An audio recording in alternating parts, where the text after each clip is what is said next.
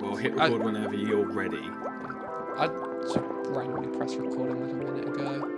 Oh, shit. Did you? Oh, so you didn't get any of, like, our racist runs? No, I didn't get you repeatedly saying the N-word and saying that... It wasn't just that, I was also cuck shaming. That would take a step too far. There's nothing wrong with being a cuck. At one point, I'm just going to step out and leave, and I'll just silently listen in while I'm eating my dinner, so just be prepared for that. Are you going to at least mute your mic? No. For fuck's sake. I don't want to hear you. What have you got? Pasta, probably pasta. Cauliflower cheese. Shock. That's pretty slurpy. That's pretty slurpy. Yeah. If you can just let it sit idle for a bit, let it cool down, let the cheese kind of harden so it's not slurpy. I do kind of like that, to be honest, when the cheese goes a little bit more solid. Because you've got that layer on top. It's like a good. It's like a. Yeah, I do that when I make like mac and cheese. I just leave it out for like half an hour. Oh.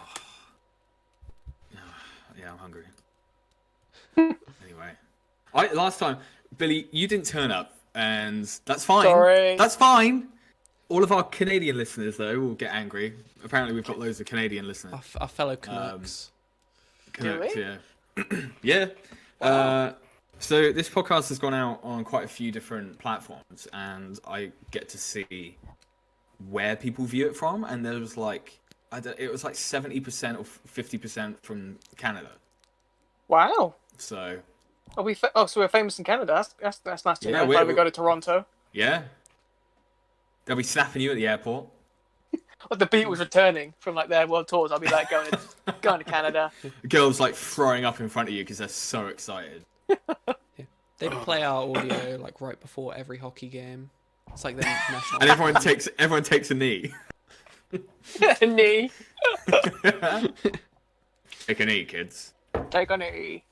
Can I just say, that's cool. That is pretty cool. I just want to say, like, so we're recording this on April 1st, and I'm probably not the first to say, but I really wish April Fools just fucked off. Why? I think it's such a shit. It's just, the problem is, because of how like widespread media is now and how invasive it is, you can't, like all these media companies trying to be like, you know what, haha, we're going to post something wildly conspicuous today. Something wacky. And something wacky and fun, and it just does not work. If anything, do it tomorrow. Do something wild. You don't see it coming when it's not on the day for jokes. Yeah. That is more funny, I think. I refuse to use Pornhub on April Fool's Day because every year it's just a... Go on. First of all, they do something stupid like Cornhub, but also that was pretty good. That was pretty funny though. But I once nearly had a heart attack. Okay, can you stop chatting shit about daylight savings time? Sorry. No, because... I just typed in April Fool's Pornhub, but it's just videos that are like April Fool's. Pranking my stepmom. No, because sometimes they do it where when you go onto Pornhub on April Fool's Day, it tells you that like, oh, since you like our website so much, we're posting it automatically to your Facebook page. Oh yeah. And I had nearly a heart attack when they did that once, so I just refuse. I'll find out the sources. Yeah, obviously you only go on a Pornhub to watch like the films that have been uploaded on there. Not even porn. You just go there to watch, I have done that. Illegal memes. Just illegal memes. I think I tried to watch Endgame on Pornhub after that came out. I watched Surf's Up. That's pretty rad. It's a great movie. That's raunchy as fuck. Oh god, should we just talk about Alien? That's why we're here. Yeah, that makes sense. Do you know what? Okay. Like, so I had some notes set up, and I can't go through it because I wrote these like in the 2 weeks that we haven't re-recorded, right? Don't say that. Yeah, no, I don't want to date it. I'll bleep this out so people just assume it's a slur. That's seamless. Fine. It's seamless. So I had in my notes, monkeys with guns, give them the old space shuttle treatment. And I feel that's in regards to... I remember there was one day I had off and I was so bored. I was just looking up pictures of monkeys with guns. Jesus Christ. This lockdown's really affected your mental health. Honestly. You made a dip. But it's fucking terrifying. you seen that video of the ship that steals With the eighth, steals the soldiers' guns and like just sprays it about? See, is that real though? Because I feel like the rumor is that it's fake. They just added in like muzzle flashes really well. I don't know. I fucking hope if monkeys wield guns, that's it. We're done. That's Caesar. We're done. Yeah, it's Caesar. So that's what I meant by giving the old spatial treatment. Shove him in a pod, fuck him off into space. I'm sorry, when you said Caesar, I totally forgot that the main character of Planet of the Apes is called Caesar, and I thought you were I didn't mean Caesar Julius. Milan. I was thinking Caesar Caesar Milan. Caesar Milan. He's become too self-aware. He's a paramilitaria or something. Oh, fucking hell. Alright, we will get into Alien, but there was one more thing. I just want to do like a quick little... This is a little test. Because it just came up on my Twitter timeline. It's really pissed me off. It wasn't an April Fool's joke. Someone put this up, but I was just going to rattle off a couple of films quick, and you boys tell me if you enjoy any of these, right? Okay. Mm-hmm. Taxi Driver. Yeah, I liked it. Yeah. Fight Club. Yeah. Yeah, I enjoyed that. American Psycho. good film. Yeah. Cool. Yeah, I love that movie. Goodfellas. Love it. Oh my god, yeah, that's one of my Nice. favorites. Nice. Good to hear. I think it's alright. All right. Matt, I okay? don't think it's as Blasphemy. Every opinion is not Valid. it's not as good No. as people make it out to be. Yes, it is. Okay, I'm not gonna get into it. Okay, we'll get into it. We'll bring that up one other day. Yeah. 7. Great film. Yeah, that's great. Yeah. You are racists, both of you. You are white supremacists, and you're also absolute cucks. And Yeah, but I knew that anyway. What's a revelation? Oh, Yeah, I already true. knew I was racist. Already knew. And I a was cuck. fuck- What? I mean, This isn't new That's what he information. basically, if you like any of those films, apparently you're just white supremacist incels. Why? That's fine. Can That's you fine. elaborate? Yeah, can I ask It's why? insulting me. No, but look, anyway, we're gonna move on. We're gonna get No, back to no, no, talking. no. We can't keep going like this. I'm gonna Find out, cry. what's the links between? I don't know, just some Is it just because it's predominantly white cars? a person And of white color. directors? A person of color put up a picture with all of these films and more that said if people like this, if you like this, you're just the typical example of white supremacist male. I don't understand. Racist, like Just- But fine. Samuel Jackson's in Goodfellas. He gets killed. Exactly, it. that's why we like it, Billy. Oh, okay. Oh, That's yeah. why I love Deep Blue Sea. Come on. Oh, I like that movie. Hello, because of Cool LL J. Cool J. Oh man, and that parrot. Oh, Wait. oh Lord. god. that is legitimately. I actually started writing a script for why that film's so good. It actually is. Can we? It Yeah, is can we pretty do good. Can we do one of these about Deep Blue Sea? Because I fucking love that movie. Yeah, I actually think it's a legitimately good romp. But anyway, fuck all that. Right, we're back. I feel like we're a little bit more Right. edgy this time. We were a bit more controlled and calm last time. It felt like a real podcast. Sure. So, and because we've got Billy this time doesn't sound like he's coming to us from Chernobyl, so that's good. That's Well, the audio plus. quality is improved. Same headphones though. Oh, you sound a bit. Yeah, you just sound. I think it's because you're physically closer to us in the physical fair. world. Fair. But yeah, so last time we spoke about Alien in its entirety, aside from the plot, the actual film. We didn't talk about the fucking film, so. We didn't really So- talk about instances from Sorry, it, but you guys, more you than guys that. go on. I'm just gonna go grab my dinner, and I'll just silently sit and listen in. Right, cool. Wow. That helps us This out. is a polished podcast. It'll be great. All right.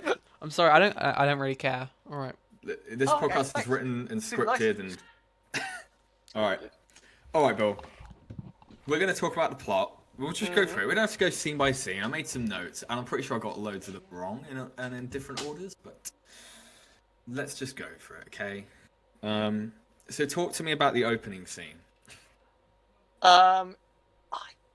Can I remember it? Okay, I think it's pretty sure it's the scene of space and stars, and then the ship comes in on the left to right, or is that aliens? Well, you don't have to get that like Oh, am I not describing it in detail? It's alright. Well, yeah.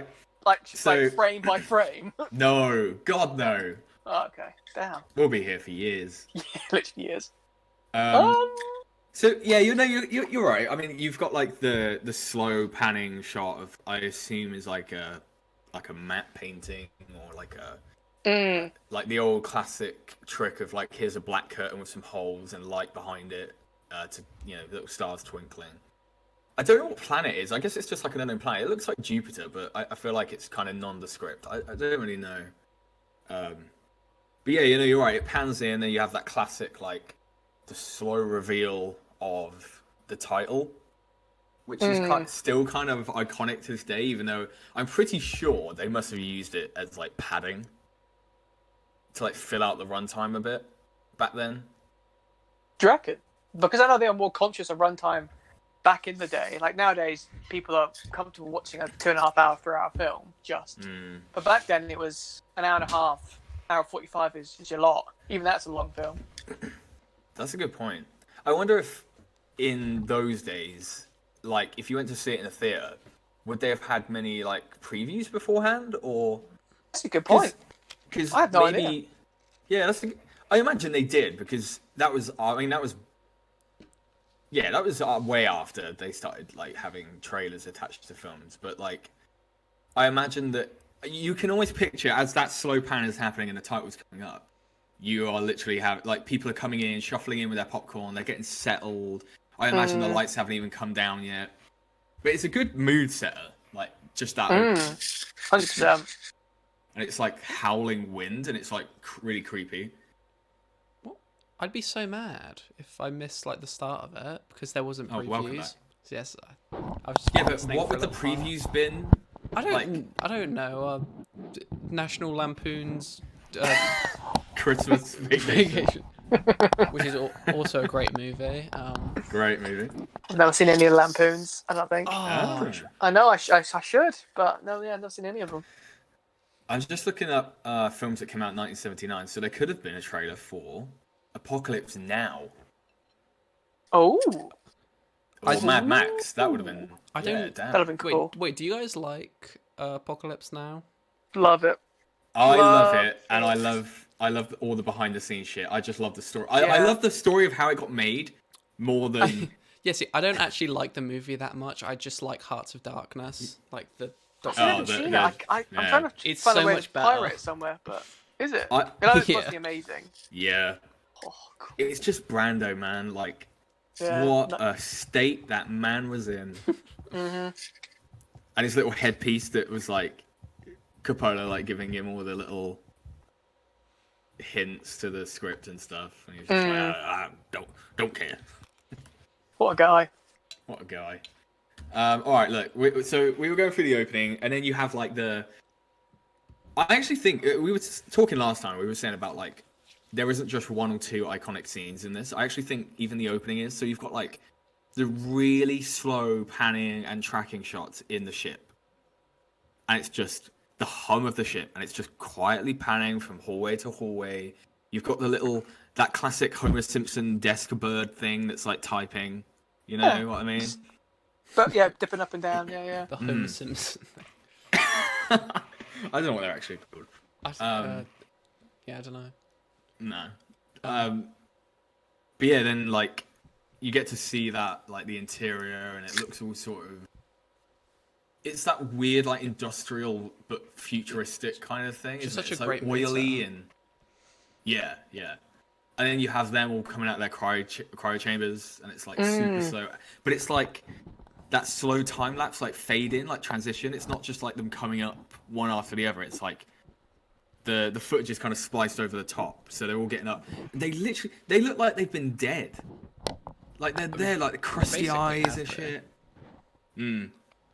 Isn't there something about like the order they wake up in has something to do with like the order they die in or something? I don't know. Yeah, like, someone told me that. I don't know if that's completely true. I think it's just that Kane is the first one to wake up. Yeah. Actually, you know what? I don't know. I feel like that is a thing. I've definitely heard that I think it depends on the cut of the movie. Yeah, I suppose that's because I feel like that would have been such an easy thing to do in post, wouldn't it? Like you could just literally reverse and chop around the order of that. But I definitely think you mentioned that last time when you spoke about it. But and then you kind of cut to them like having breakfast and sort of discussing. That's where you kind of get that bit of insight into the kind of class warfare going on between them, like discussing shares and how like they're not going to get as much as everyone else, and that's all they want to talk about. I don't know. It's a nice little insight because you don't. There isn't. Again, it's that Spielberg type of like overlapping nonsense of like conversation, where it's like you get to, if you want, you could rewatch that scene like 10 times and focus on what certain people are saying, and then get like different things from the conversation out of it, kind of, which is quite cool. I like that. You don't get that normally. Normally it's quite structured. It's most films. It's they talk, then they talk, they talk, then they talk. It's just in real life it doesn't really happen like that. Most people do talk over each other, and it's layered conversations, which is it's good. It's a great idea.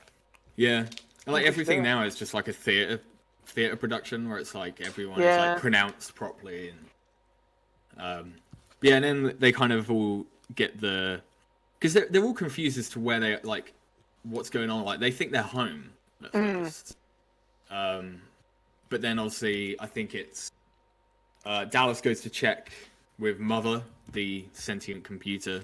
I don't know if it's sentient. I suppose it's just programmed to sound like a female.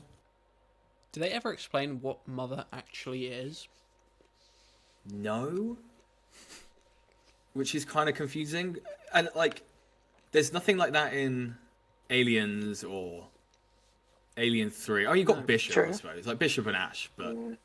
I mean, it seems like such a crucial, like, part of the world that never really gets brought up again.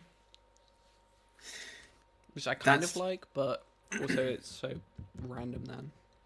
That is true, and it's almost like, why would the company need to send Ash? I guess they need him to make sure physically things happen. But Mother can also make those decisions, I'd imagine.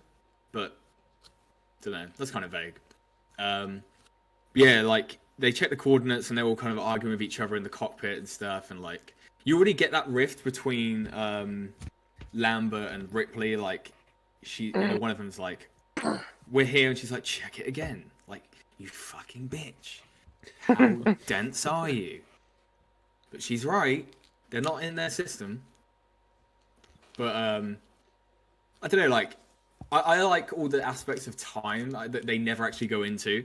Like I said before I love the idea that the ship they encounter on the planet has been there for like millennia, and it's like we were just like existing without acknowledgement of it. But they kind of talk about how far visiting that planet will kind of push them back in terms of time, and I think it's something like 10 months, which doesn't really have any weight on it because you don't. We learn later that like Ripley had a daughter, something that was clearly written in later, by James Cameron, I suppose. But is it not mentioned in the first film? No. Is it not? That's the only thing I think where like they kind of not fail on the characterization of certain characters, but it's like, why should we give a shit that it's going to take them a long time to get back? Like, there's no personal stakes. No. Like, the only one it really kind of matters to is Parker, because he's just like, I'm not doing extra work without getting paid. Yeah. Which I felt I would definitely be in the Parker camp. Honestly. What? Oh yeah. Yeah. We'll do work for nothing. Yeah. Yes, but hell? You've just got on a distress beacon in the middle of fucking space. Fuck that. You wouldn't be like, oh, there could be intelligent life. But why couldn't you just go back to you're only 10 months away. Go back to Earth and get an entire team from the government, United Space Force. Yeah, but it could also be nothing. Trump Space America. You guys are wrong. That'd be like, one. Well, like 20 months. Distress beacon. And they'll be here any day, guys. And then 20 months later. But all right, fine. Like they decide to check it out anyway. Well, Ash discusses, and this is another thing of him like trying to suggest that they need to check this shit out because he discusses that they have a law to action almost. Like it's required by. It's like a mandated thing. Yeah, and I don't know if it actually is, but actually no. Well, Dallas kind of nods in approval, so I suppose it is. But I think of course he'd bring it up. I just assumed it's like, because it's space and they're in the future and shit. They just have those new laws and regulations put in place. Yeah. God, that's gonna. Whenever we get to spacefaring in that sense, like, there's gonna be so many shit laws, just stupid stuff. Like, do you think? What do you mean? Yeah, like no masturbating in space, kind of. There'll be shit like that. That can't be a rule. I'm pretty sure the astronauts have had a wank in space. No, I don't think they have, Bill. Really? They can't. Yeah, it just like floats back up into their urethra. No, because it's the same reason they can't use like. They get pregnant. Same reason they can't use pencils because like the lead and graphite and shit breaks. Yeah, but they can piss in space and any other excretum from the body. Scream. Yeah, you could wank. You could probably wank in the suit, I reckon. But like, you know those wanks you have where it just kind of drips out, and then you have wanks where it's like a proper like boatload and it shoots. It's like propelled. Boatload. Yeah. Yeah, I know what you mean. Yeah. So I imagine like a dribble. You probably have to. You're only allowed to masturbate if it's going to be like a shooting. If it's going to have a projectile orientation to it. You have to like consult mother. Yeah, you need to consult. Yeah, Houston. Houston, we have we have some sexual tension here, Houston. I imagine like they're trying to get it cleared by like their fucking chief or whoever's in charge. Like he has to do paperwork specifically about his crew members. I can't sign off on this one. I'm not gonna do it. Imagine Parker, this big black male, this stud of a man, this bull, and he has to go to Dallas and be like, "Man, I just want to blow off some steam, dude. Just let me crank one out, Dallas." I can't do it. I can't sign up on it. I'm sorry. I'm sorry. Why is it 1940s banker? I won't do it. I can't do it. Get out of my office. It can't be done. Oh, right. Anyway, look, we were nice and respectful last time. We didn't keep it PG, but it was at least. We didn't talk about wanking. Yeah. I feel like but these are serious issues, so. Issues. Yeah. Well, I do want to find out who's that English astronaut called Tim Peake. Yeah, Tim Peake. I want to ask him. Did he wank in space? It's a big thing. Everyone else goes, can you piss in space? Of course you can. But can you wank? That is the question. That is to all our Canadian viewers, can you find that out for us? Yeah, but they're so polite, they won't get that this is kind of a cynical thing. Like, they'll generally go out of their way to research. I hope everybody but we actually want to know. Like, right. It's a joke, but we still want to know. Yeah, email in. We don't have an email address, but just send us a post. PO box. We'll leave Billy's 69. address in the description. So. Yeah. All right. Buckingham Palace. The Queen's getting all these letters about Canadians learning to masturbate. Yes, you can indeed wank in space. Why am I reading this, Philip? What's going on here? Philip will be long gone. Oh god, yeah. True. That purple manifestation of death. All right, so they all decide that they're going to go and investigate this moon, which, okay, like, that is pretty cool. I love the entire, like, build up to it, like the walking through the caverns and like all the serious shit, and like I like that they give a lot of like real world applications to it, how they're discussing like the oxygen levels, the nitrogen level, how much gravity, like, I mean, yeah, it's kind of what's the word, that it's all kind of similar to Earth, like at least in terms of gravity and stuff like that, and like the heat. But yeah, so obviously they get there and they find the ship, but you have that gorgeous like establishing shot of the matte painting that they use, of like Geiger's design for the ship, and I still think to this day that like that ship design is so cool. Oh, it's so cool. Yeah. because it does that good thing of like you can tell what it is, you know it's a ship, but it's so otherworldly. Like you don't see how it could propel, you don't know what kind of formation it would have landed in, how it takes off. Yeah, you know it's a ship, but you're not entirely sure. It's like it kind of blends into the natural environment, but then it kind of looks out of. You kind of recognize that it's not part of it, and it's so cool. It's really cool, like, and that's what I like Prometheus actually, because they show more of it, even though I mean, it's maybe not the best film in the world, but they do show a lot more of the designs, Geiger's designs and stuff, which I like, which is cool. Yeah, no, that's true, and like, I guess the fact that they use a lot of the practical stuff for the kind of inside of the ship as well, like the walls, like how they kind of glisten, and it looks very insecty. Oh yeah. Which is kind of cool, but the main standout of this is the the space jockey's room. That thing scared me more than like the aliens themselves when I was younger. Like that elephantile kind of looking skeleton that's like crusted into the chair and on itself, and it's got like these darkened eyes that go like, that moment where like I think it's Kane like drops down and his flashlight kind of pivots past it and you see into its like skull for a minute or two. I know Prometheus establishes that actually they're just white people. Yeah, cool. Yeah. But by that point, we didn't know this, and I think the mystery is much better, but oh well. Yeah. But is it obvious to everyone that obviously it's like little kids in spacesuits running around the set? Little kids? What do you mean? So it's well, apparently it's not obvious then, because yeah. So you're a fool, Billy. The power of movies in the scene. Oh, so they could make the thing smaller. Yes. Like so the it made the sets look bigger. Yeah, basically.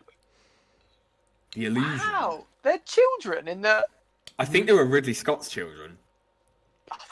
They're like 6-year-olds. That's so cool. But imagine having a set that looks that terrifying and getting your 5-year-old soft-brained kid to be like, okay, just go up to this, look at it, and then. Yeah, do this. Yeah, run to this point, then this point. Ignore the scary scene. Ignore the weird stuff. Stick your face over this weird egg thing. Don't worry, it won't do anything. And then it's like, blah! Yeah, I'll rewatch that, and I'm gonna be my mind's gonna be blown. You'll notice it as well because they kind of step around like toddlers. Yeah, they look more. They just have that specific like stout walk. That drunk kind of. Yeah. Well, like more you know. Jesus. Their limbs are still turning from marshmallow to bone. Walking like the Stay Puft Marshmallow Man. Yeah. From like Ghostbusters. Oh, okay, yeah, I get you meaning, yeah. Oh. And then obviously we get to the egg scene. There's some weird stuff here that they never bring up in the future films. We're not really trying to go into them, but you have there's like a layer of, I mean, it's clearly just like strobe lighting, but it's like a layer of something that like reacts when he touches it. I don't know what that's all about. Probably just to make it look cooler. But... Probably, yeah. It's not in any. Well, I can't. Well, this year seen in all the rest of them. Yeah, that's true. But one thing, I don't know if this bothers you guys, but when Kane, in quotes, falls into where the eggs are held, that is one of the single worst acting of falling I've ever seen. He drops himself down feet first and lowers himself slowly, and then goes and then it cuts to him and he's like, "Oh, I'm fine. I just fell down." You didn't. He said, "I'm fine. I'm fine. I just." Of course you're fine. So you knelt down. So bro, you've got an alien like parasite down your throat. How are you talking? Oh yeah, after I'm fine. Yeah, and then he sees. Then that whole deal happens, which there's nothing worse than having something like stuck to your face permanently. No, it is such a good, amazing piece of beer to like play upon, something Like- smothering your face and impregnating your. Ugh, gross. Oh, I think it's just the way they like film it is so. It's almost just like claustrophobic. yeah. But like your face. That's true. Yeah, like it's you. Yeah. And it's all like, I don't know if I like it, but you know the little when he first looks at it and he like looks at the egg, and it's like translucent, and it's like, and it like you can see like it sliver inside, and it's like fishy, and it's Yeah. like, You can see it wriggling around through like Ugh. oh god. But like it does such a good job. Like up until this point, like there's been nothing to like break the tension. Because you even have it with the crew members, like we talk about how they talk over one another and stuff. There isn't a moment for like pause in a sense, which is kind of cool. But yeah, then he gets his face fucked, and then Like They literally, bring yeah. him back Face to fuck. they bring him back to the ship, don't they? yeah, and then you have the whole like so. Rip. This is the point where you're like, if you didn't know at the time. You didn't know that Ripley was the main character. You would assume she's the bad guy in a sense. kind of like a you'd bitch. think she is Yeah. a bitch. The job's worth. Yeah. Yeah, like you know she's right, but you don't She's want her right. to be right. Yeah. Like she would be the one that would probably die first after this ordeal because she refused to save the life of her crewmate. But I love that whole exchange, and then you've got Ash who's just like opens the hatch. And he's just like, yeah, whatever. They bring him in. Let him in. And then, again, obviously it causes more of a rift between Lambert and her as well. Like this little weird pissing contest that is kind of going on. But no, and then leading from that, you've got the whole... I guess, like, this is where it really starts. Like, is this, like, the middle of the film, would you say? Like, this kind of... Because it's quite a while in. Like, First, 30... isn't it the Yeah, first half hour. third? Yeah, I suppose, yeah. And then we lead into, I guess, them doing the autopsy on the face hugger, like, trying to get it off of him, then the whole acid thing happens. Yeah. Apparently that wasn't a thing. In Geiger's original design, apparently it was used as, like, they were like, we need a reason for why they can't just shoot this thing to death, or, like, stab it, or, like... Oh, okay. It's Oh. such... So That's the thing, acid like, it's blood. such a... Yeah, it has like an application in like, they overcome a plot hole with something that's like super creative instead of just I being like like, that. oh, we can't do it Yeah, in case that is we cool. hit the hull. But yeah, no, that's It reminds me of when everyone watches Lord of the Rings. They're like, one of the eagles just dropped them off. It's one of those If sort of you'd plot if you'd have holes read that- the book, Yeah, exactly. You Yeah. didn't- Yeah. Obviously, I'm not on the same team. I think they're idiots for saying that, but yeah, it's the same sort of thing. Like fixing a plot. That's like such a cool idea. I didn't know. I had no idea. Yeah, it is quite cool. Like I guess you're like restricted by budget and stuff back then. You have to think around plot holes instead of just we can just fix it in post. We can just CGI over. Yeah. it. Well, Or people won't care. It's like, people always care. People always care. yeah, people's Yeah. brains notice things even if they don't. that's Yeah. true. 100%. Yeah. And then we have like the famous. We've got like. I love. There's a little bit where you know that by this point Ash is like. He wants to kind of keep Ripley away from the situation because they're all discussing. What are they talking about? They're playing cards just after this kind of thing.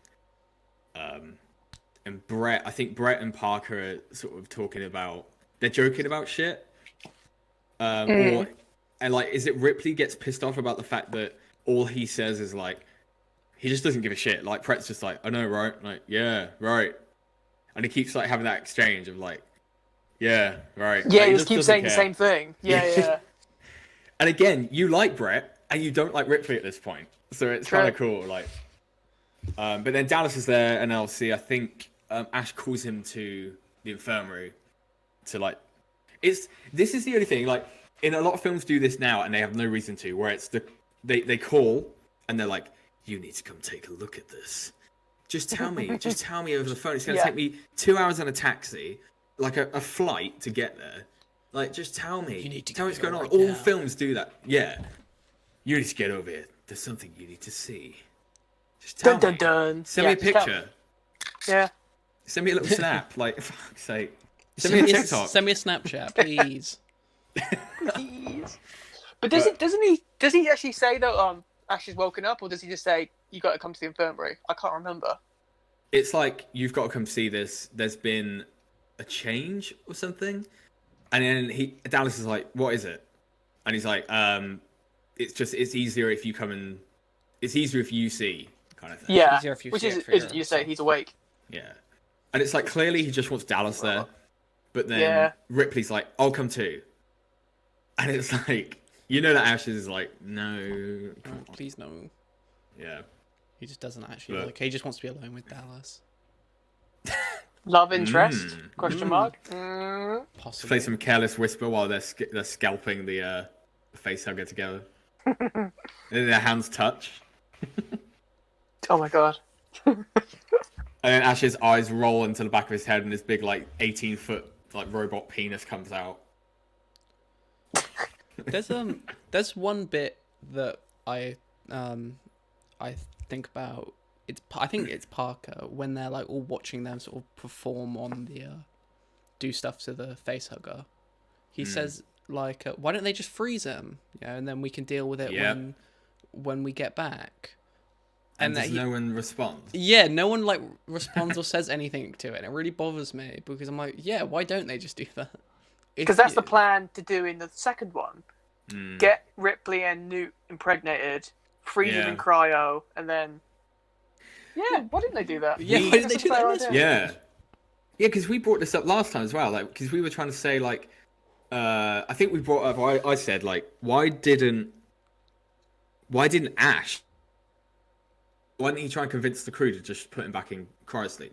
Because the company surely wants it in that form. Well, even for his safety, they're not trained surgeons. Even the robot probably is, but he's only one person or one android or whatever. Yeah. So it'd make more sense. Freeze him, don't have to deal with it. Take him back to a hospital. What a stupid film. Let's stop talking about it. That's ridiculous. Let's talk about the Snyder Cut, guys. Yeah. So it's way more important. I don't want to see it. Apparently, it's good, Bill. No, I've heard. No, we're not It's talking really about it. We're gonna talk about it. All right, okay. All right, fine. All right, so they have a little look around.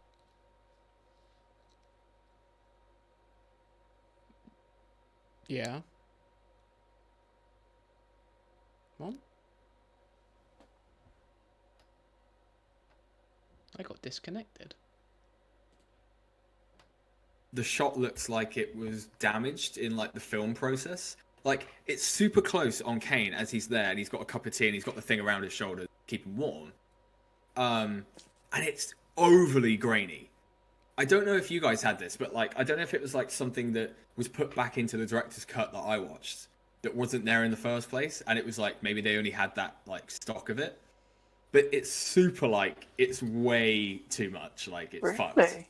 It's only for like 2 seconds and it's him. And his line isn't dubbed right as well. So it's probably just a Ridley Scott thing. He's probably like, yep, this scene adds like so much to the context. Ugh. At least he didn't like CGI him in or like add like Jar Jar Binks in the background like George Lucas would have done. Yeah, thank Jehovah, yeah. And then we get to the famous. Oh, gone. It would have been cool if they had more Jar Jar like elements. I think. Yeah. I think George Lucas was onto something. Do you know what they kind of did, didn't they? They had like a 9 foot tall black man in a costume. They ruined a black actor's whole life by having him play Jar Jar Binks. Oh, I feel bad about that. We talked about this last time as well. I know we did. It's just. All right, look, come on, moving on. We are now having. I don't know if it's lunch or something. Oh yeah. And we were saying this as well, how all the audio is fucked in this bit. Yeah, it's not dubbed properly. No. Parker repeats 15 lines like, yeah, I'm going to get some of that. Yeah, I'm going to get some of that. Yeah. And then his chest explodes and the funny little puppet runs out. You guys said that bothers you. I think it's fun.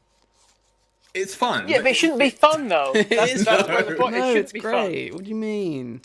It's awful. It's a bit of levity. It wasn't supposed to be. We just saw Yeah. the most horrific, on screen death at that time, and we just get a little fun puppet creature because everyone's gonna have their eyes closed anyway because they're so scared. Maybe that's why he did it. We can't do this properly, guys. So we do a puppet, hand puppet. We go to the Muppets and we'll get them to do it. Go to Jim Henson. He'll Jim Henson Company. But it's like we said, it's one of the most gruesome things in cinema at that time. Why then ruin that gruesomeness and that turn away? Oh my god, I can't watch this by having an awful puppet run off the table through some chairs.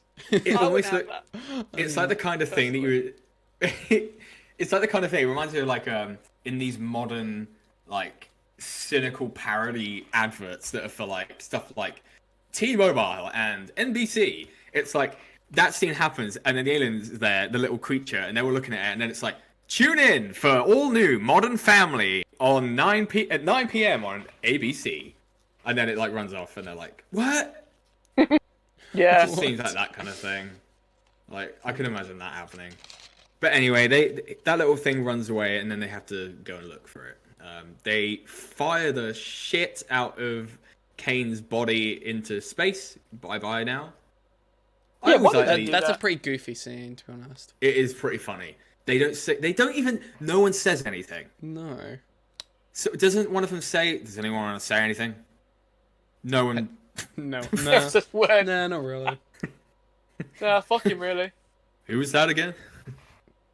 He stole my yogurt cup. Parker. Just... Yeah. Yeah, So fuck some that guy. totally random shit that's super unrelated. And no one responds to him again. They just give a weird look. I would love if there was more scenes of him, like you said, he just calls shit out. He's like, guys, why did we do this? Why don't we just do this? Why did we fire his body out? And no one's just. It would be even walks away. funnier if he said stuff that's really smart, and you're like, oh yeah, why don't they do that? And no one says anything; they just ignore him. And then Dallas or someone says the exact same shit, and they're like, that's a great idea. They carry Dallas up on as though he's won the Super Bowl, and they carry him off into the background. Parker's just there shit. Motherfuckers. Yeah. Motherfuckers. And then we have the whole let's search for this thing scene. They accidentally scare the cat. Jonesy. Oh, the bloody cat. What's the cat? Jonesy. Jonesy. Yeah. The fucking cat. Oh, Jonesy. And then we have Brett entering I don't even know what the purpose of the room was that he went in. The weird chain. The wet chain room. The yeah. BDSM room. With the running water, dripping water. I don't know. Yeah, that's a weird one. So why is there even water? The kinky room. There's no reason for it to be dripping water. It's a spaceship. No. Yeah. It's a huge. That's super huge dangerous. spaceship. Yeah. Yeah. Do you think that they did it just to kind of mimic the inside of the spaceship they first found? Because it's all kind of, the walls are moist and it's all rustic and rusty, and the alien's kind of hanging out there. It's almost like that's what it calls home. Could have even just used the set. Just been we don't have enough money to build an entire other room for this scene, so... Yeah. It was atmospheric. Yeah. Really, it was really good, but... Yeah, it didn't really fit with the whole... The aesthetic of the rest of the ship. Yeah, I do love though that shot of it skulking down from above. So cool. It's so good. Did you? Because again, I watched the director's cut, whatever. But this bit was extended, and did you have it where the alien grabs Brett's head for way longer, and there's a bit of blood coming from his skull, or is from his head, from his face? No, that wasn't in the cut I watched. Oh, okay. I actually think the cut you guys probably watched is better because it's way quicker. This one kind of overdoes it a bit. But as it picks him up, it's holding him for way longer, and it's his head is... You can tell it's proper painful, which is that's pretty creepy, but... It kind of... it takes away the speed, because I like it's what's so scary is like how fast it kills, but then again, it never really shows how painful it would be. Because the only other scene I think of when an alien is killing someone is when it takes Hudson through the grate and it goes over his face and rips him down. Ooh. That's the only time you're going to see how vicious and just like fast and they can kill. The other times it's just a bit like, oh, they've disappeared. We didn't really see much apart from a little mouth going to into the screen. Yeah, that's true. Because even in this, like, it like holds on the camera for quite a while, but then like you do have it plunge into like Brett's head for like a second, I guess. But that's kind of cool. But in the version I had, the problem Ridley Scott clearly wanted to have. So he gets taken up, and within a millisecond, Parker and Ripley run in, and they're like, Brett!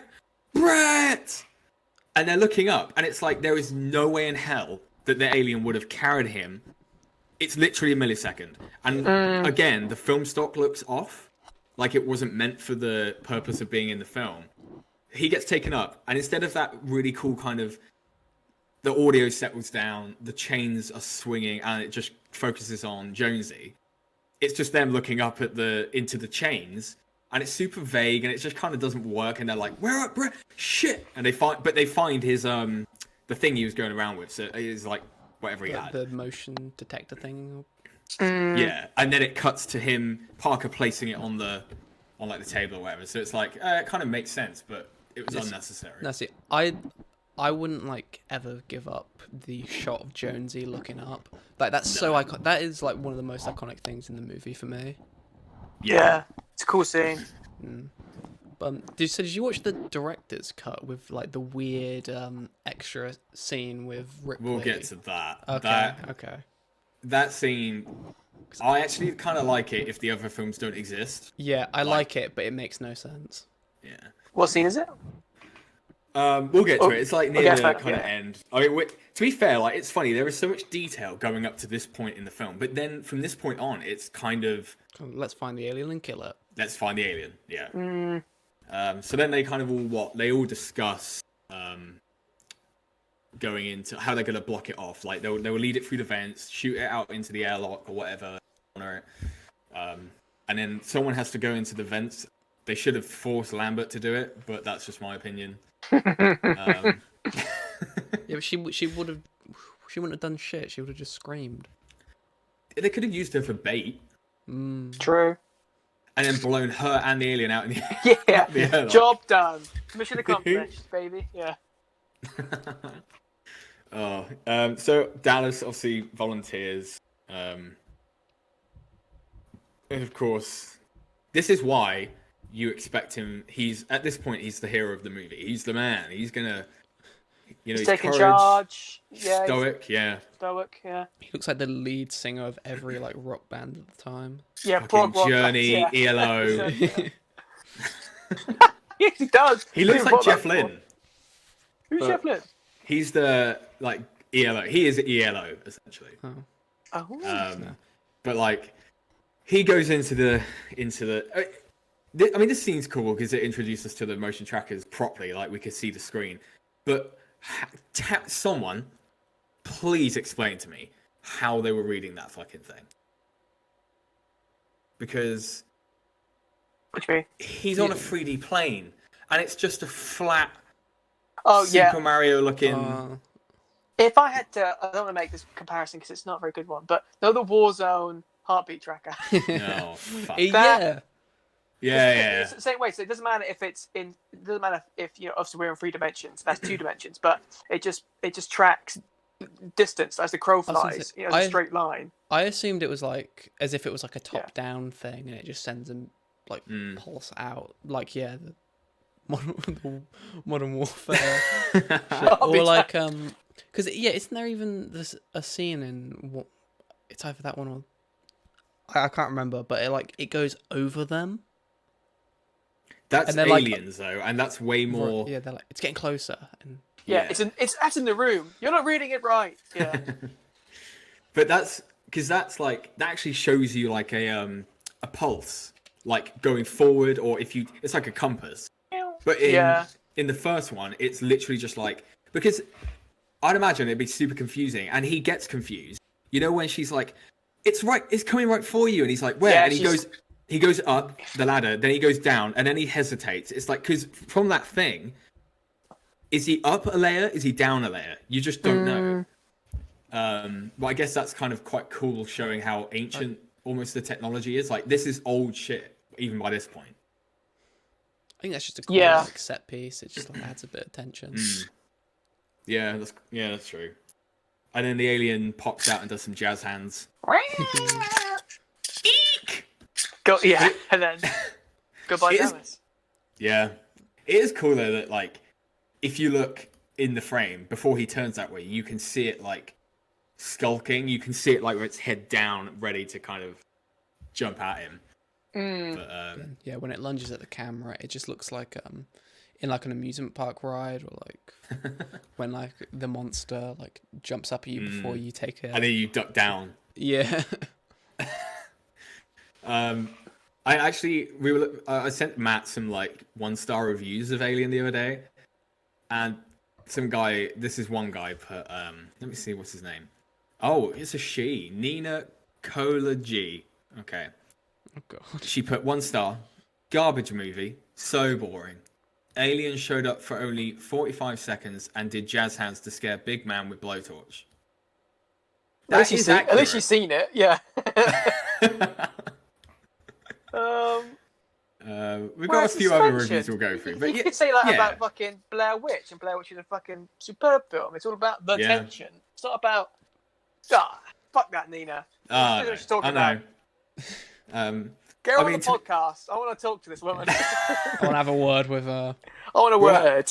We'll have like special podcast episodes where it's just like guest retaliation. We'll just like go in at people. That's a great idea. Well, we can get a few of these people because there's a couple of weird reviews. One of them from Isabel said, "I am 4, you are 3. Joe Mama is 2, Joe Dad is 1, and your brother that will be born in 9 months is 0." That was a review for Alien. I hate the reviews for Alien 1979. The reviews that are just people trying to make weird jokes. Memes. Like like what the fuck? I don't get. That's why I like letterbox reviews. Some of the shit people put on there is amazing. Yeah.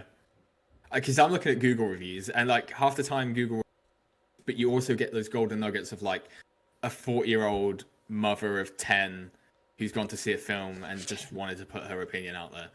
Mm-hmm. I like some reviews where it's obviously been translated from a different language to English, and it's just garbage. It just doesn't make any sense. You kind of realize, you kind of sense what they mean, but it's just in a funny they're the best. Like, there's some there's one I'll read a couple more. There's one that's like a guy called Danny Pierre, 1 star. It was barley scary. I expedited the alien was in the escape pod with her. Shit. Fair enough, honestly. Like, to be fair. He's got a point. Yeah, obviously, it would be in the escape pod with her. True. Yeah. It's very true. It's quite predictable. Yeah. Oh, there's still half an hour of the movie left. I know that. It would have been better if Ridley Scott, the alien wasn't in it at all, but it was half an hour of her getting ready to go to cryo. That would have been funny. That would have been great. She gets like, what the fuck? When she gets like undressed into those weird like cloth underwear they all wear. Yeah. Sexy cloth underwear. It's always see-through as well. It's great. Sig horny. Oh, that's awful. Oh, beautiful. Don't disrespect her like that. I imagine that like that kind of underwear looks like it had skids quite easily though. That's the only problem. But, oh yeah. Yeah. Oh yeah. That's fair enough. None of them went to. There's not even toilet. You don't see. Never mind. Anyway, unrelated. Where did we get to then? So Dallas he's gone. He's toast. Yeah, he lost at Fortnite. He's out. He didn't even get to like the last part of the round. He got stuck outside the barrier coming in the shoot. Oh, he got killed by the storm. In the storm. Yeah. Oof. Poor guy. What a way to go. That's noob tier shit. He had no slurp juices. I'm ashamed you know that. Matt. You play it, don't you? You. No.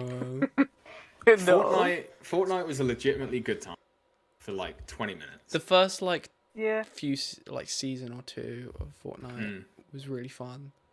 Until it became like And then people the like end game of every franchise. people like Allie and Vicstar ruined it by teaching all the kids like strats. Ninja. Oh yeah. So they taught all the Ninja kids looks like a 95-year-old man right now. He looks like the Crypt Keeper. It's really weird. Really? Has he aged a lot? Yeah, like all the shit that I guess has gone on, and like how much he has to stream, and how much like he destroys his bowels with Monster, and yeah, he looks like he's deceased. But Damn. But yeah, so then they have, this is where like their leader is gone, and like this is where Ripley kind of steps up to the mantle. I mean, she's she's like next in charge anyway. She brings it up, like she's like, well, I'm next in charge, so yeah. So I get to decide. And the funny thing is, isn't that after Lambert literally, she comes up with the idea they go for in the end. Lambert's like, can't we just like get in the escape pod and blow the ship up? It's like, I think you're right. Yeah. Yeah, so I kind of like that. Yeah, I think she's like, we can take our chances and like blow it up. I like throughout the sort of the first part of the movie, you kind of get the sense anyway that like Ripley wants to be in charge. Like she's always like, sort of trying to take command. Yeah, that's true. That's true. And it's like, again, because you're the viewer, you don't understand where it's going. You don't understand like what her role really is. Play into later. You're annoyed with her. You don't want her to be in charge. But it's always funny because I feel like the other members of the crew don't want that either. Although you do get the sense that Parker respects her way more than anyone else does. Yeah. They have that banter, and when she's trying to help them fix stuff in the ship, and she kind of takes the piss. Yeah, even it's really loud. Oh yeah. Yeah. And he turns off the vet. Yeah, good scene. Yeah. He's like, what? What? Yeah. But yeah, he's got that like respect for her at this point, which is kind of cool. So then obviously Ripley goes to speak to. Well, I've auto-corrected to Ripple. Ripple goes and speaks with Mother, and obviously learns the entire directive that's going on behind the scenes. And then jump scare by Ash, and he's like, I'm sorry, Ripley, I can't allow you to do that. And then they have a little fisticuffs. It's like Batman with like the boom pow, like Yeah, zip. punch Bop. it. Dun, dun, dun, dun, dun. Wow.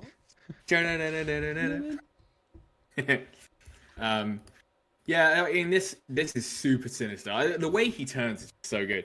Look, he rips her fucking hair out. Yeah. Man, and it's then so she just like matter of knocks him. fact. Yeah, That's what I like. he's just like, here we go. It's on. He gets the magazine and rolls it up and smashes it in Shoves her it down her mouth. throat. He's like, Oh, he's Christ. like dripping milk from his face, and yeah, it's cool. It's cool scene. He fueled This is the future. Everything is fueled by milk. It's like their new currency. Yeah. Imagine like at some point in this timeline they found a planet that was just milk, and it's like they have like milk farmers. You don't need cows anymore. Cows are extinct, and we just go and milk a planet dry, literally, of milk. Well, it's just one big teat. The planet. He just...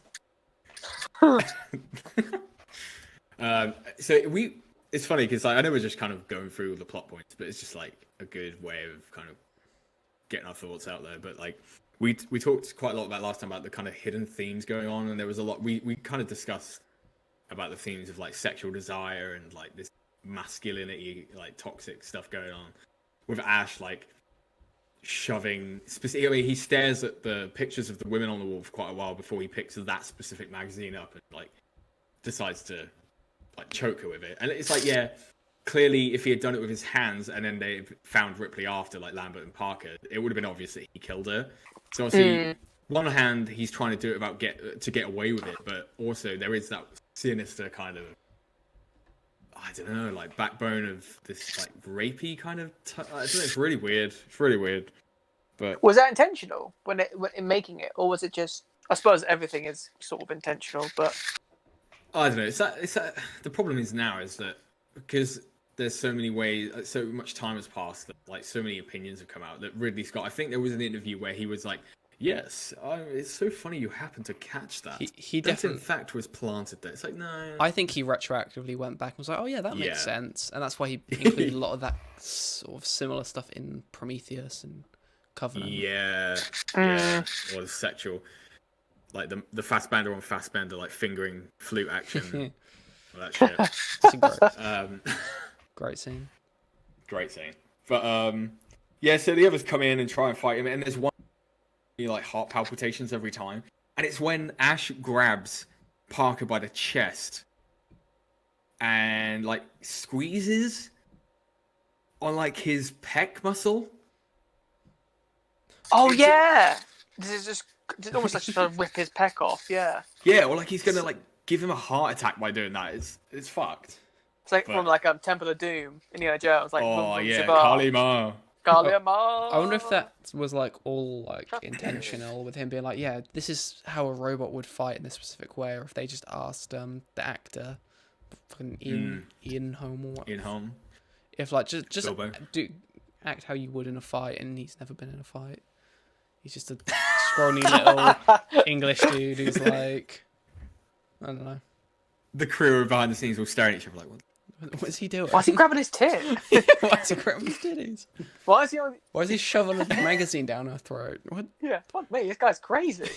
They were taking a piss, but at the meantime, Ian Holm's having like Vietnam flashbacks to like the time he was trained by some weird Vietnamese like martial artists, like Some guerrilla, like guerrilla warfare, titty combat.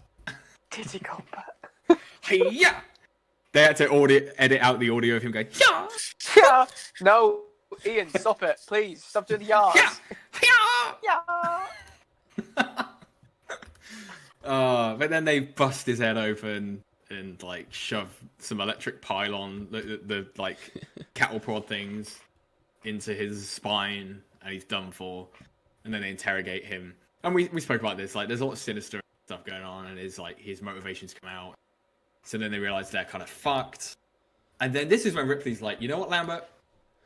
Let's put our tampon issues away and become best friends. And I agree with you. Let's blow the ship up. So then they have to get prepared. And then this whole scene is like, from here on out, it's just like time is of the essence kind of thing. Yeah. Really cool. I love the scene where it's it's after she blows and like starts the self-destruct, and it's just steam everywhere, noise. It's just so disorientating, and there's just so much going on, just visually and sound, like audio wise. It's such a cool scene. Like that whole bit. It's quite long as well. It's not just a couple. Yeah, it's quite long. Which also, I like. It's funny because like I almost gave it a bit too much credit in the fact that it's like self-destruct in 5 minutes, or the time to stop the self-destruct is 5 minutes long. Yeah. And obviously, shit goes off with Parker and Lambert. They got cornered by the alien, and obviously, it's kind of weird because again, the kind of sexual assault themes come into it, and that kind of it's super vague as to what the alien does to Lambert, and it's kind of horrible. But obviously, the alien's kind of creeping towards her, and she's screaming. She's petrified. She doesn't move. And then, I think Parker has like the flamethrower, and he's like, move, like get out of the way, and I will toast it, which would have worked. They would have got it there and then. But because Lambert couldn't move and was like paralyzed by fear, it then like. I love how like he goes to attack it, and this is the only time when I know we were saying the kind of costume doesn't hold up, and it like swings back and it's like yeah, and it like backhands him into the wall. Bitch slaps him, yeah. Shit. Fuck yeah. Damn. I really didn't want Parker to die though. Like every time I watch I just hope he doesn't. Come on, get out of this, man. But he really is just the most likable out of all of them. Yeah. I don't know. I would pay for like a spin-off where it's like an alternate version where he survived, him and Jonesy. him and Jonesy. What a duo. Whew. Take on the world. To be fair, yeah. I can imagine him though, like he's just like he's got his yogurt pot or whatever, or like his food that he likes in his like little toothpick thing, and he's like running to the escape pod. He sees Jonesy on the floor in that little thing that Ripley put her in, and he just stares. He's like, nah. Yeah, fuck that cat. Yeah. He boots it. Yeah, into the arms of the alien and just fucks off. See ya. Yeah, he takes it with him, and then he sees the xenomorph coming for him, and he just like throws it like down the other hallway. So I was gonna say that in Aliens, there's this really cool attention to detail where the countdown to the explosion of the base and basically the planet or whatever in Aliens, the time is relative to real life at that point. So the second that the computer system starts to count down, I think it's like 15 minutes, 18 minutes. The second it starts, you can count 18 minutes, the entire thing. So it's not yeah. That's awesome. I've seen that as well. And I don't know why. I thought they did it in this film, but they clearly didn't, because it's like, you have 5 minutes, and then Like a little bit 20 happens, minutes. she runs, and then it's like half an hour, and she's like, damn it! But, yeah, so this is where me and Matt were kind of alluding to the deleted scene in this film. And it's something, it's like a Cronenberg movie. Like, this takes it to like another level. So Ripley ends up in the bowels of the ship. And all around her, the wall is just plastered with what is basically like the kind of sealant and the egg sac looking shit that is in the ship, and is like what you see the Queen kind of producing in the second one. Okay. But in the walls, cocooned, is you see Brett, and you see Dallas. And it's like Dallas is like morphing into an egg. He's turning into an egg. His like his bone structure and his skin is like sliding off like the Thing. And it's like he's mixed into the wall, and he's like, kill me. Seen this edit? I'm pretty sure I have. There's probably a bunch of clips of it on floating about, but and like Ripley she's obviously kind of teary-eyed and like starts doing it. Yeah, blow his head off like a desert eagle or something. Maybe not that brutal, but She gets out the golden gun from GoldenEye 64. Pew pew. But yeah, it's funny because a lot of people debate whether this scene adds to the lore or anything, and I actually think they could have kept this in, and then Aliens and Alien 3 or whatever could have still happened the same way, because it's like it's almost showing that like an alien can help reproduce its own kind. If it does this, it can actually like manifest. Like, this is just another way of it producing more of its kind. It probably takes longer than having a queen. But they could have kept this in, and it's horrifying. Like, there's the shot, if you look at Upbill, the shot of Brett, his, like, eye has, like, slid out of its socket and, like, against his cheek. And he looks like he's just turning into, like, goop. It's disgusting. See, I'm surprised. The only reason I'm surprised they didn't include it is because of, like, how much time and effort must have went into, like, making that scene. Oh, that's the thing, yeah. I didn't even think about that, like, the production time on that. Because that's, like, we never see... It's not like we see that room at some point and the alien in it. Yeah. Then they could have reused it. This is, like, a whole new built-up thing. Yeah. But yeah, like, I was just thinking about, like, how that would work with the other movies. Isn't there something about how if a xenomorph is like alive basically long enough, it will eventually like grow and morph into like a mother alien? Something like that. Something like it will be able to like reproduce somehow or create the means for like another face hugger or egg sac. Like I think it's something like if it dies over time, its body will become an egg or something. But I guess it's like in the lore here, it's like the idea was that it could use human bodies. That's why, and it's kind of, it almost makes sense actually, because you kind of wonder I don't know. You can take its face value at like this alien is that just is hostile and it just kills other things. But this actually adds a deeper layer as to like it actually has a sense of preservation of species. Which So it's kind of mindless actually killer. backs it up. Yeah. It's actually like taking the bodies for purpose. But I don't know. It's cool either way. Like it's a cool little nugget, but it makes the another like 10 minutes longer than it needs to be. So the whole purpose of that was it. I think she went back to Jonesy. She then obviously tries to stop the countdown. That didn't work, which I actually like because the typical thing in films is we get it's like 02, 01, and then they stop it. Countdown. Right on the dot. Stopped. Yeah. And it's like, ugh, okay, Michael Bay, get out of here. But yeah. The other film I can think of that does that as well is Fifth Element. You know when Gary Oldman puts the card in the bomb, and then a bigger bomb behind him, he goes, "Oh no!" It blows up. Love that. Gary Oldman's character in that is so fucking good. Just the coolest. That's a film. That is a. Gary Oldman is like it's just that he's like such a respected, like amazing actor now. People just forget like how many like weird, wacky roles he did in like the 90s and shit.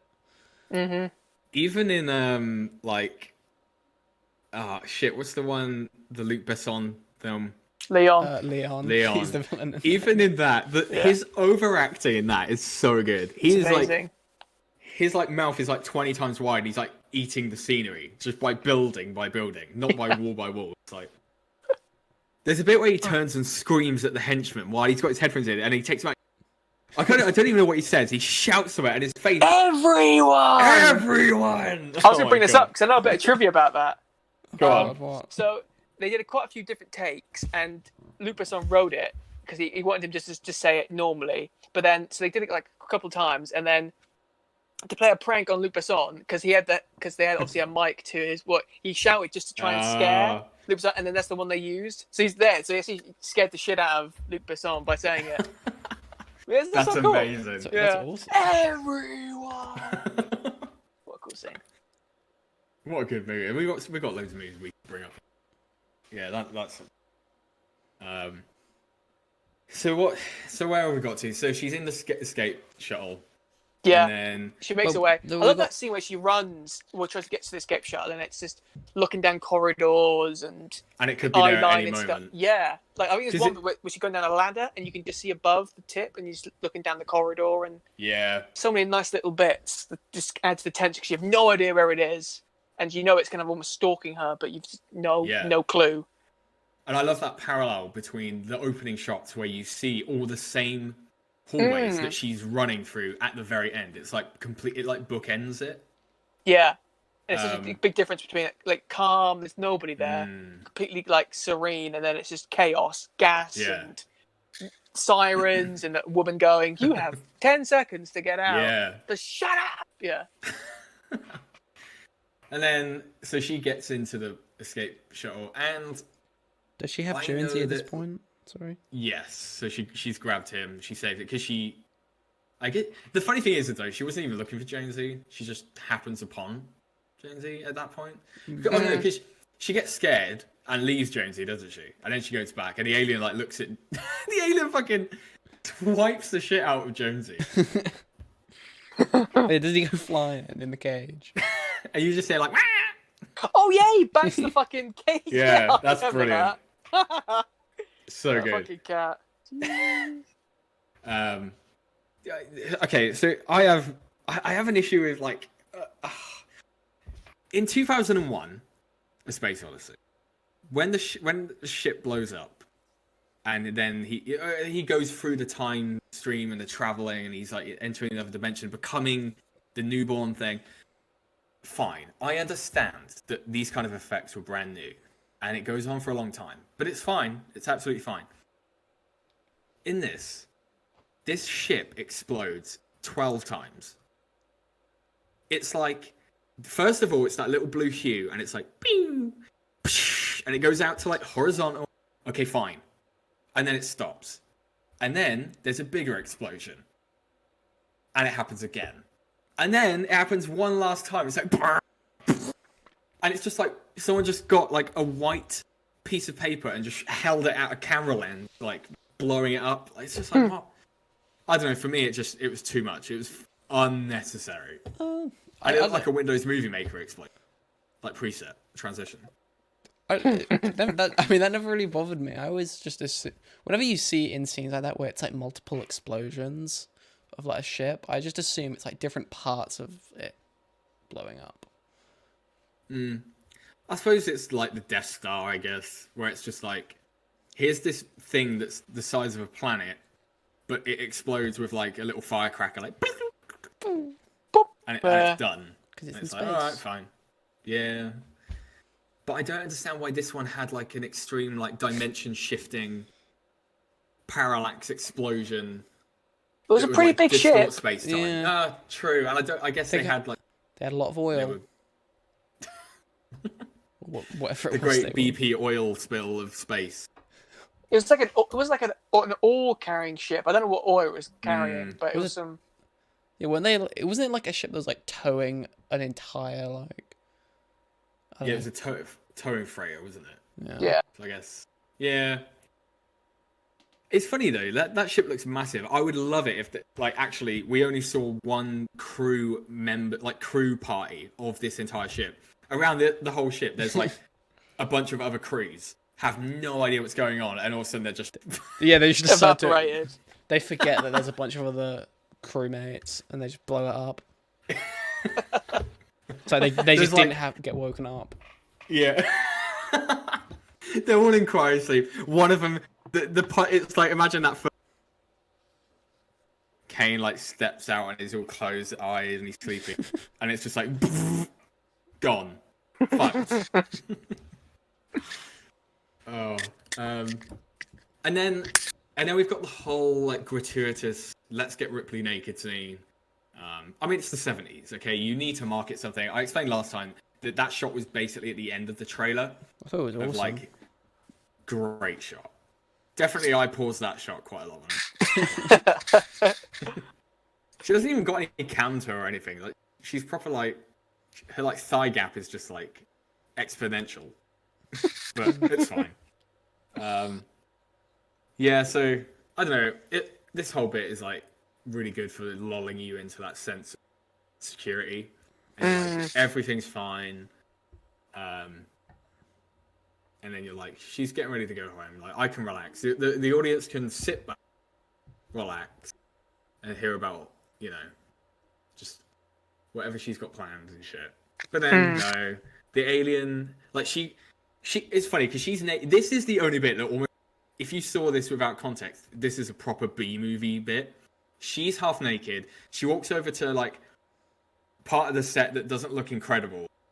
And then she's startled by, like, a horny alien. And it's like, yeah, it tries to grab a tit. It's like... Yeah, I know what you mean. It's... Depending on, like, the cut of the movie, isn't that scene, like, play out, like, really differently? Like, in some versions of it, like, she's about to, like, I don't know, like, she's, like, just in the suit. And then, like, she sees it, like, just stood still in the wall or something. Yeah. I think so. And I feel like I haven't seen that one as much. The one I've always seen is where its hand just goes rah, and it comes out, and then she startles back and she moves back slowly, then gets the suit on as it's slowly crawling out. But I actually think what you're describing actually sounds creepier if it was just stood there, like she's getting ready, and then it's just like bam, it's just in the corner. Yeah, like that's. I don't know why I specifically remember seeing that version of that scene, but I don't remember what cut that was in. I think that's the problem when you have too many cuts of a film. It's like it's like fucking Blade Runner again. Really, theatrical cut, director's cut, final cut. I don't understand why so many cuts. It's so just another way of just marketing, isn't it? But it's just like, come on, Jesus. And each one of them is the definitive cut. I don't know how that. Yeah. They've lost all meaning that word. But luckily we have the definitive cut of Justice League, so we have that. There are some good examples. Every movie deserves a Snyder cut. Zack Snyder should just come in and re-edit like all movies. Oh god. Yeah, but every film would be like 8 hours long because it's just slow mo. It's half speed the whole film. I love like in Watchmen of like there's that one scene where fucking Owlman, Night Owl, and Yeah, about to have sex, and he's just like, oh, it's just like there's a random pause where he's like, wait, just give me a second. Yeah, It's like, it's so weird. like out of place. So you didn't need to include that. no.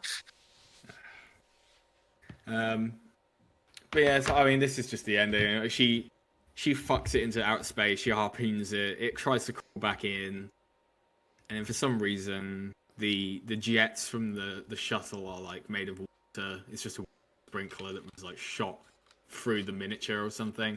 Kind of funny. And then off it goes into space. The funny thing is, I guess she didn't kill it. I feel like aliens don't need oxygen. Well, yeah, No, it's pretty frozen in space, just like Yeah, a like- statue. Can they even survive in space? I don't know. Yeah, I don't know. Good question. Well, you could probably assume they don't need oxygen, but wouldn't the like, you know, The sheer. it would just like suck every like bit of air out of its body and blast it into a million pieces. Yeah. And like, it would just get sucked into like, I imagine like a little cartoon like picture of it just kind of floating awkwardly past some planets. And it's like, help me! Help me!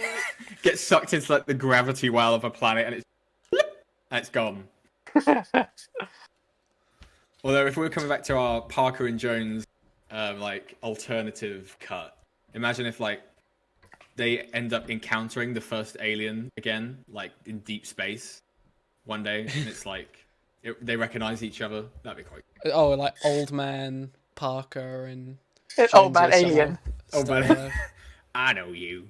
But at It's this point, the xenomorph is like part of the humans. You know, it's like it's been accepted into the Galactic Federation. It's a senator. They're both senators in the Supreme Council on Coruscant.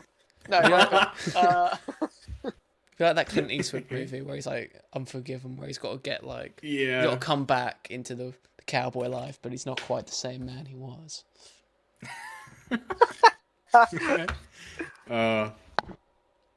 So yeah, and then Ripley sits back in her chair. She signs off.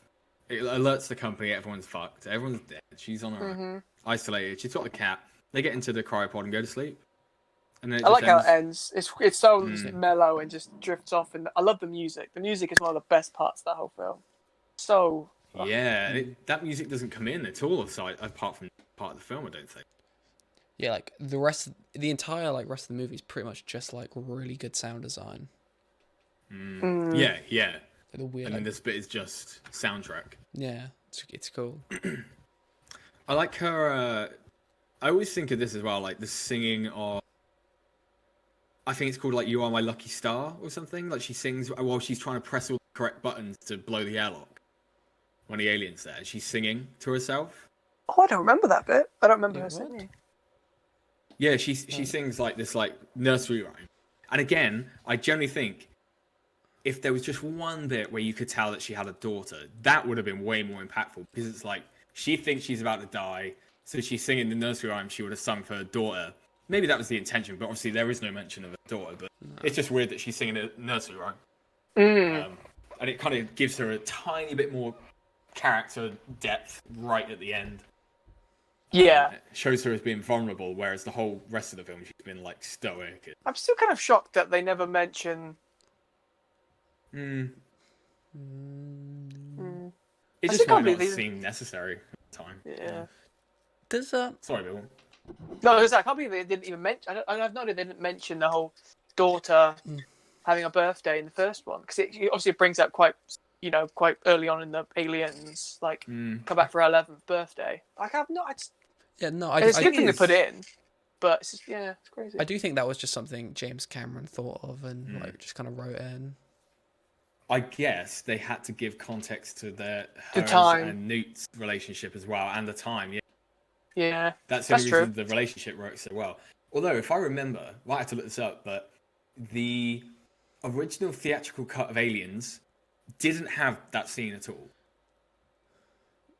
And then it was actually James Cameron's version, the director's cut, that had the version where she's in that like three-dimensional room. Yeah, Really? The garden, and she gets told like, the garden digital room. Yeah, yeah. I always remember because I remember watching it in college and analyzing the film, and I was blown away by the fact that that scene was in the original. Yeah. What like That's that gives context to everything. Yep. That's so weird. Because I've only ever seen that version of the movie. Yeah. Yeah, me too. That's nuts. But oh well, that's Hollywood for you, baby. That's some executive going. We can spare these 5 minutes. No, you can't. Is Alien Isolation like canon to the movies? Yeah. Like okay. her daughter. Yeah, like that. Like it doesn't really make sense, but I like it. I love all the stuff. Yeah, I like it too. Yeah. Like I suppose, like because in Isolation you don't. She's so young in that, isn't she? She's like 20 or late 20s. But she dies in Aliens at like what, the age of like 80, 90 something. Yeah, like I think 60. I think. Oh, okay, yeah. So it's like I think so. Yeah. So, oh man, I could go on about Alien Isolation all day. I just wish they'd do another one. But... I think she's 68 because I'm pretty sure wasn't she in stasis for 57 years? Maybe not. Oh, I don't know. I'm trying to remember what he says. Yeah, she's in it for like a ridiculously long time.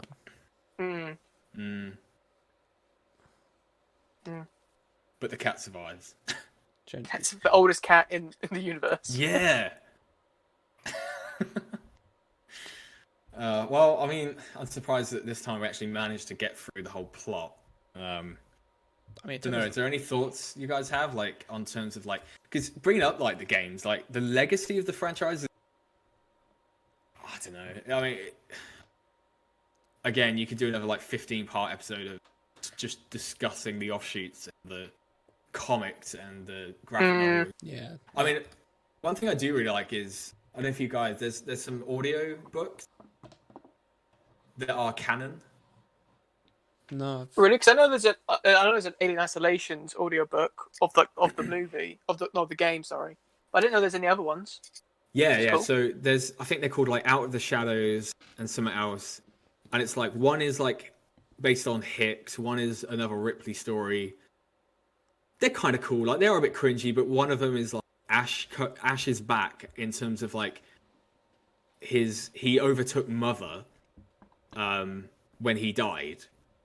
He transferred himself into Mother, then into the ship that Ripley escaped on, and has like kind of tracked her through the different ships throughout the kind of system. It's kind of weird, but it's kind of cool. And the aliens like back on board, but it's like evolved slightly.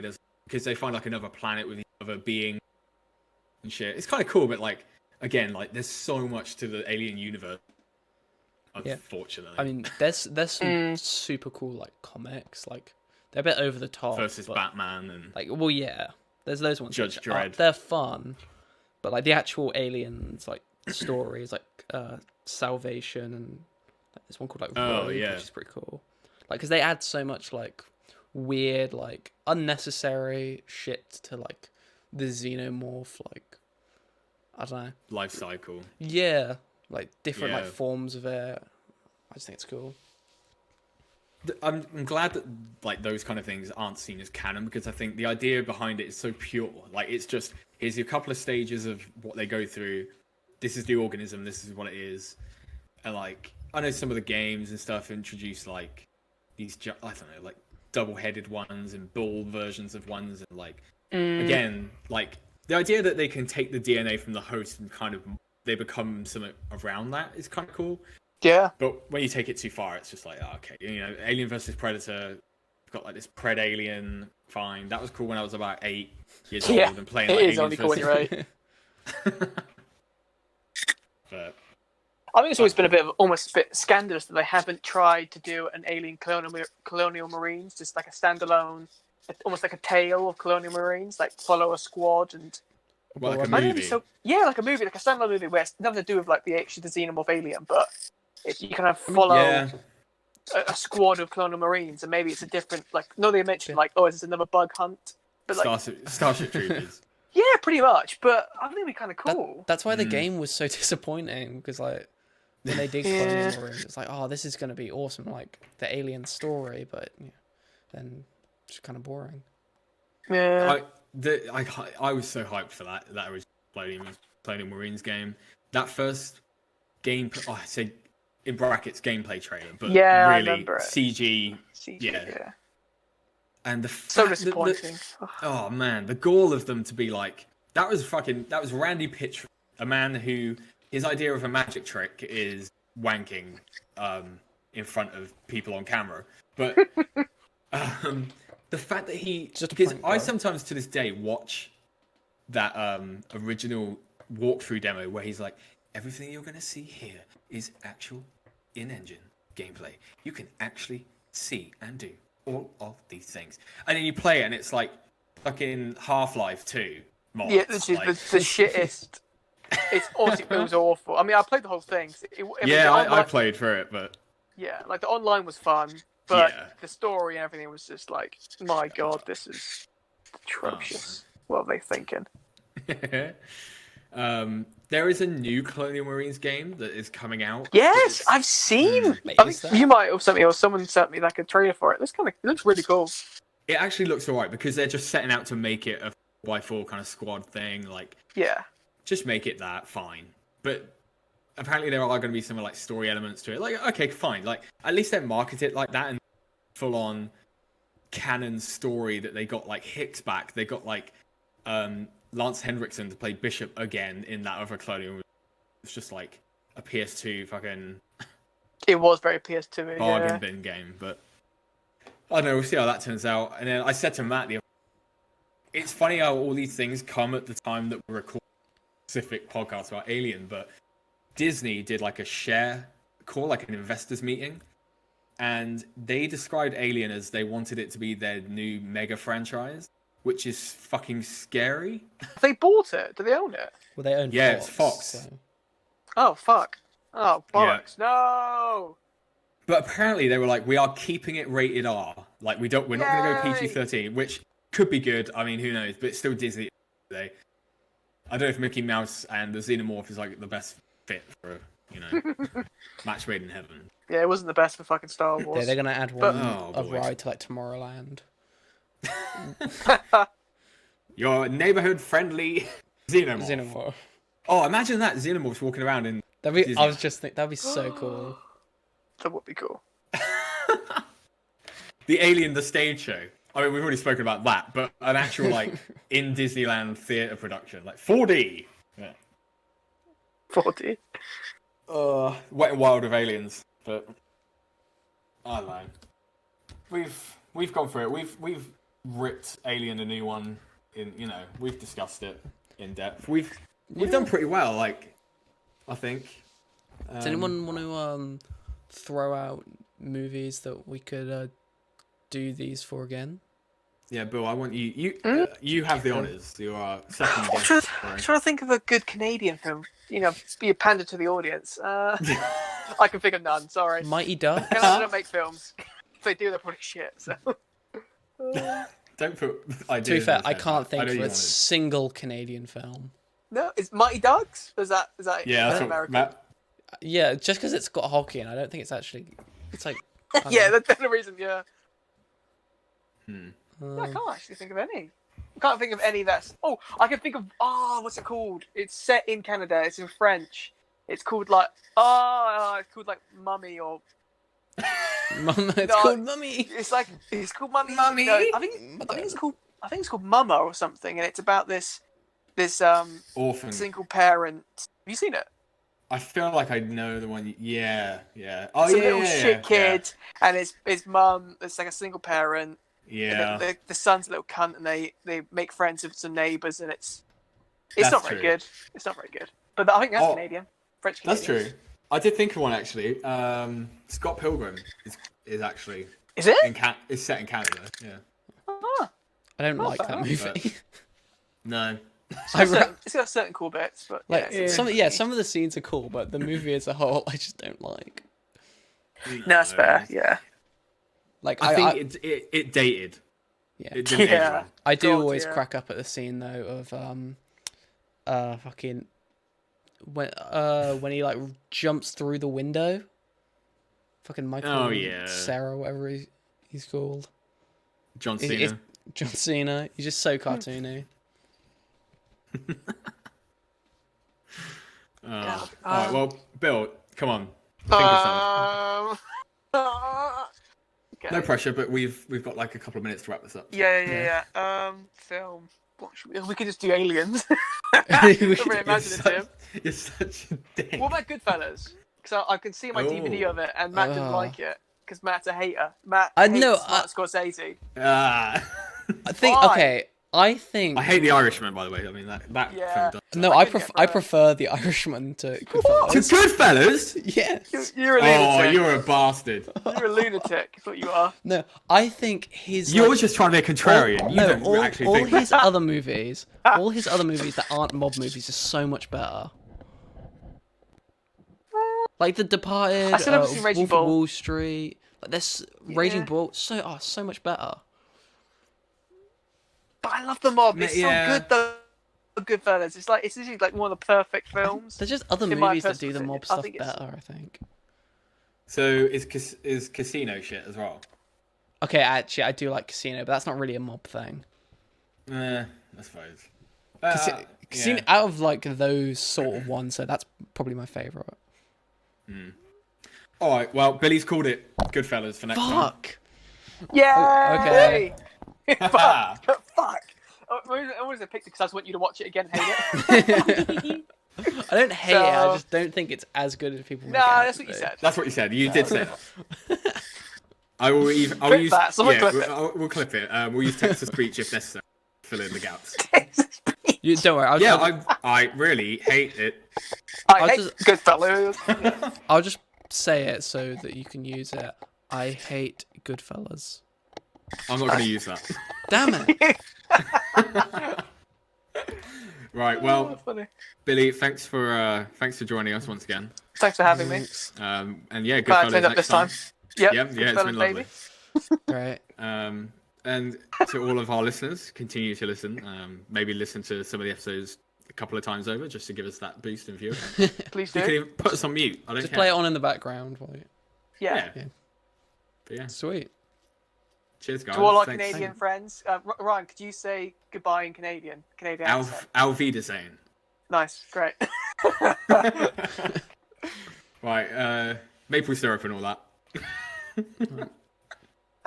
All right, bye. Bye done. bye. I'm Matthew. Hate all movies by white men. I hate Tarantino, Scorsese, Coppola, Kubrick, Spielberg, and many, many more. Please don't at me. I'm not interested in your toxic opinions. Boomer.